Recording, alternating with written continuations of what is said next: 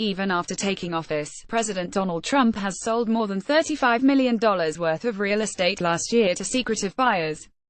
Trump sold 41 luxury condo units in Las Vegas last year to people who use limited liability companies (LLCs), which allow them to hide their identities, a USA Today report found. The president can withdraw profits from these sales at any time using a trust that names him as the sole beneficiary that is managed by sons Donald Trump Jr. and Eric Trump. Before Trump signed the GOP tax bill into law in December 2017, a last-minute tax break was added for real estate investors who use LLCs, partnerships and S-corporations to make deals. Keep up with this story and more by subscribing now. The number of buyers using LLCs to purchase property from Trump climbed even before the tax break was announced last year. A mere 4% of buyers used the secretive shell companies in the 2 years before Trump became the Republican nominee. A year later, the number dramatically increased to nearly 70%, according to USA Today. A Chicago neurosurgeon, Ramesh Ghali, told the paper that he used an LLC to purchase a Trump condo in Las Vegas on the advice of his financial consultant. Ghali said the advantages of owning the property outweighed his concerns about being associated with president's politics, but with a majority of buyers choosing to remain anonymous, liberal watchdog groups, including the Citizens for Responsibility and Ethics in Washington, have raised questions about the transparency of Trump's foreign deals. The sale of Trump's Palm Beach mansion to Russian oligarch Dmitry Rybolovlev in 2008 resurfaced last year amid speculation that the Trump campaign had colluded with Russia during his 2016 presidential race.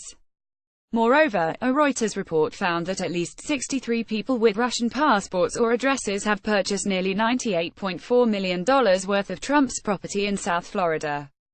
In addition, Trump sold his personal Park Avenue penthouse in Manhattan to Chinese investor Angela Chen, a view of Trump Tower on New York's Fifth Avenue.